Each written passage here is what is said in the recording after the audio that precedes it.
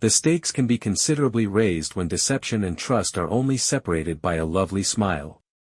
Fox's The Snake first season is a social experiment in which friendships are frequently little more than a skillfully executed bluff and alliances can fall apart in an instant.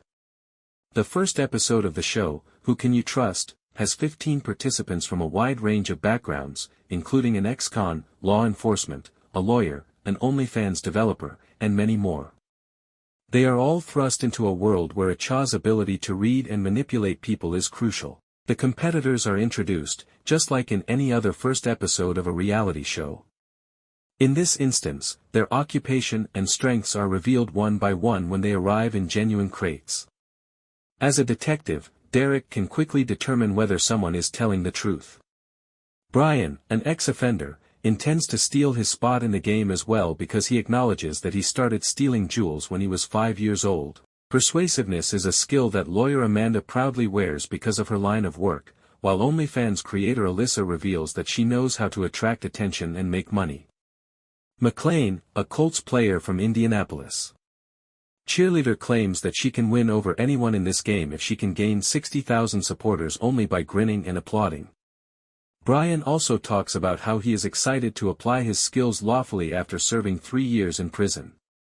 Jim Jeffries, the host, greets the competitors and explains that they came in crates to provide entry. It is purely for amusement and has no genuine purpose. Pastor Jacob, in the meantime, says he will be pleading with God to guide him to victory. Jim describes how they must all play separately while juggling friendship. According to hairstylist Frank, his game plan is to be genuine and polite, but he will defend his position if it is put to the test.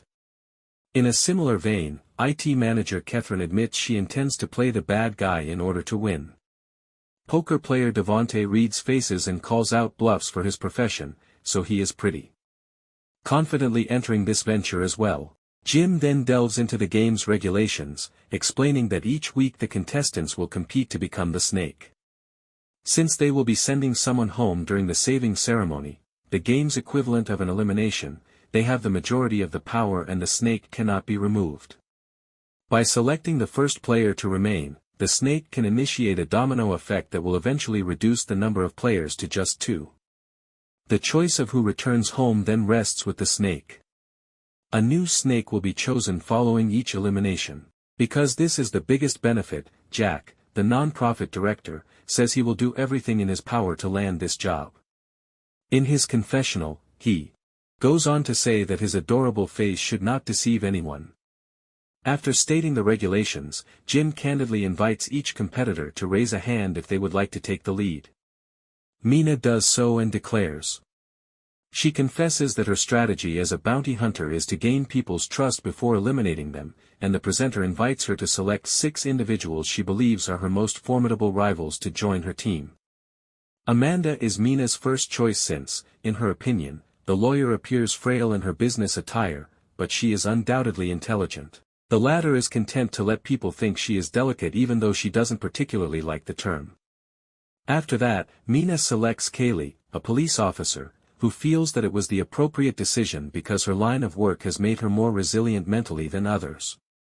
After that, she chooses bull rider Cody, who acknowledges that he works in stressful situations every day.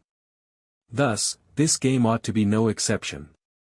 Pastor Jacob is the next choice, and he is excited to demonstrate his abilities and demonstrate that his life is about more than just praying. Makeup artist Frank notes that not being selected is a